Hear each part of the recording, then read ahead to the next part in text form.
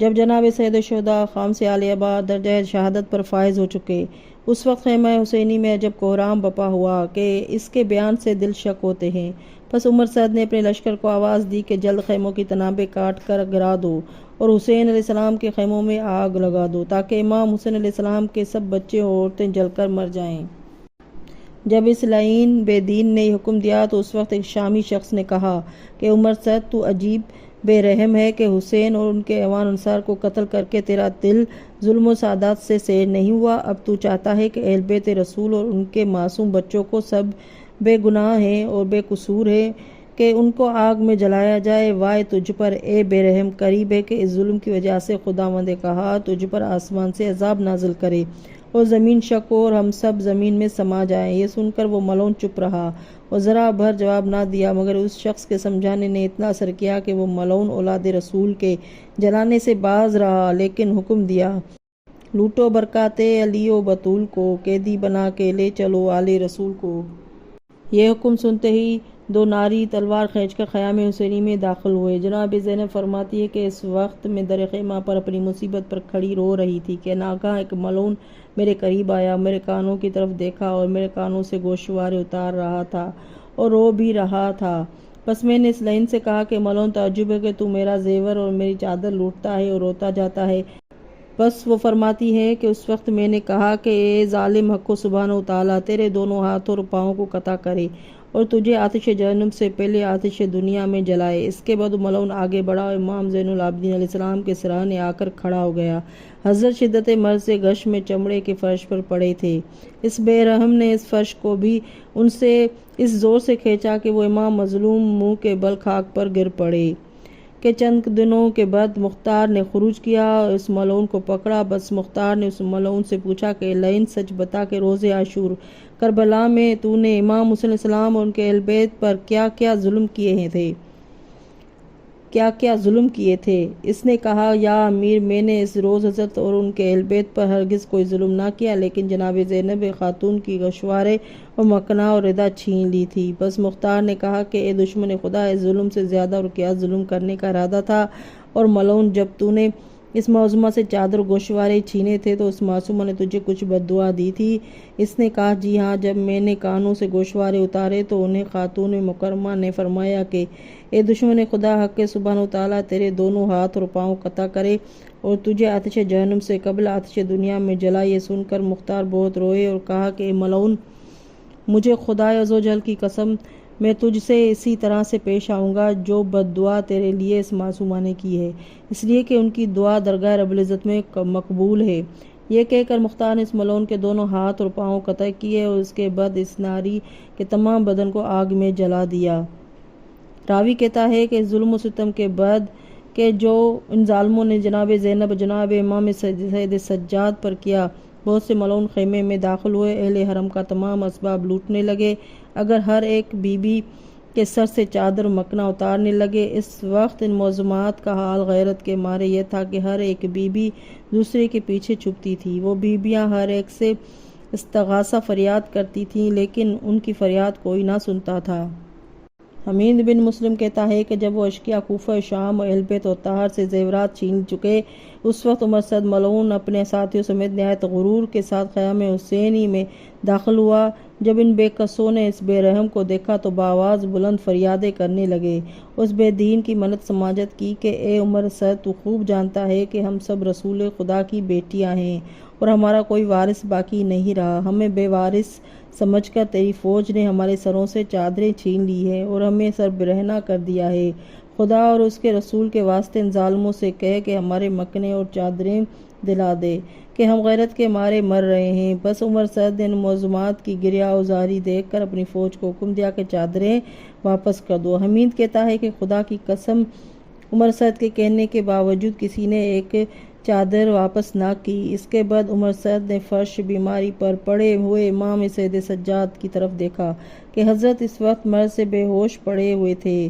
کہنے لگا وائے ہو تم پر اے ظالمو، حسین کی اس نشانی کو زندہ کیوں رکھا ہوا ہے؟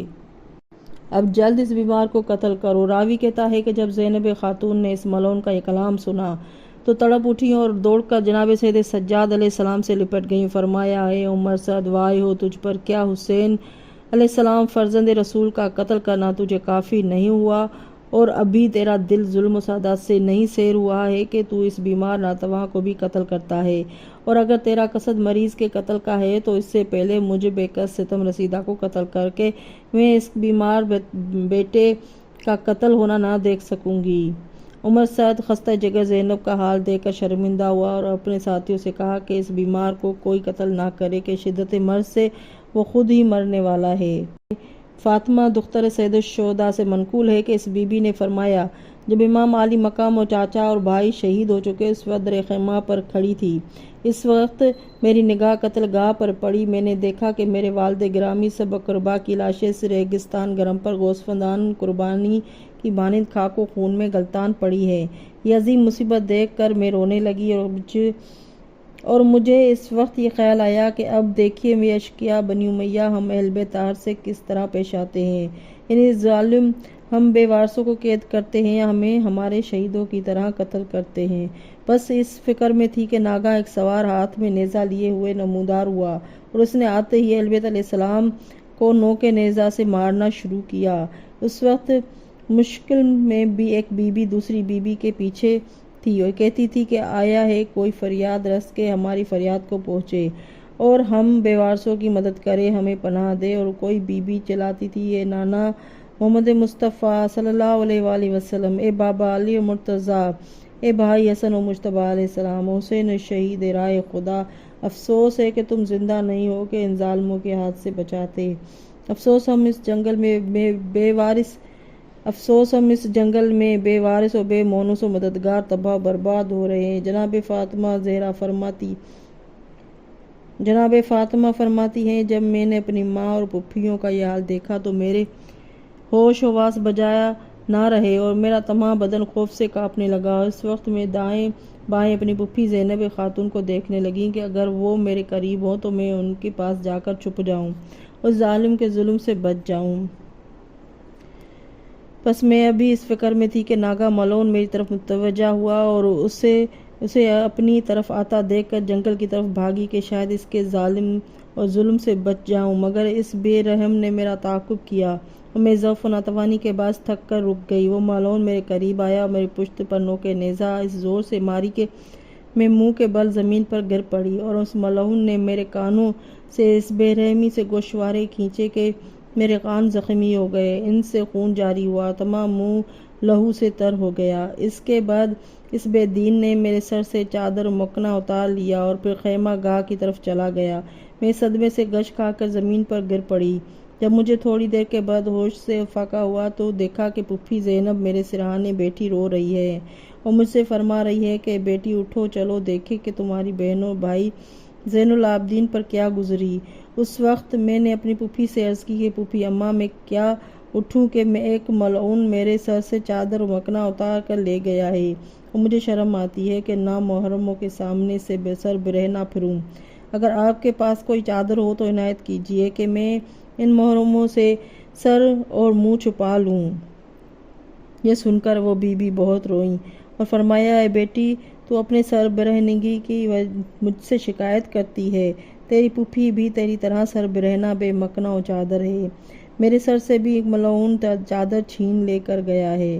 اس مصیبت عظمی کی خبر سن کر میں ان خاتون معشر کی بیٹی کے سر کو دیکھنے لگی۔ جب میں نے ان کے حالات کو دیکھا تو بہت روئی اور ناگہاں میری نگاہ اس معصومہ کے پشت پر جا پڑی۔ کیا دیکھتی ہوں کہ تمام پشت انور تازیانوں کے نیل سے نیلگوں ہو رہے ہیں اور پشت اطہر پر نشان نمایاں ہیں۔ بس ان کی بے کسی پر خوب روئی اور بی بی کے ہمراہ خیام اہل بیت میں پہنچی۔ جب ہم وہاں پہنچے تو ہم نے دیکھا کہ ہمارا تمام اسباب لٹ گیا۔ اب سب بیویاں بے مکنا و چادر سر برہنہ ماتم کر رہی ہیں، ہر طرف سے رونے پیٹنے کی آواز بلند ہو رہی ہے۔ میرے بھائی امام زین العابدین علیہ السلام شدت مرض کے باعث منہ کے بل زمین پر پڑے ہیں، ان میں اٹھنے بیٹھنے کی طاقت نہیں ہے۔ ہم اس مظلوم کے سرہانے بیٹھ گئے، ان کی بیماری، لاچاری، غربت و یتیمی پر رونے لگے اور وہ بھی ہم اہل بیت کی بے کسی غریبی پر رونے لگے۔ آخرکار وہ اشقیاء ہم سب کو شہداء کے سروں سمیت کوفہ کی طرف روانہ ہوئے۔ اللہم صلی علی محمد و آل محمد۔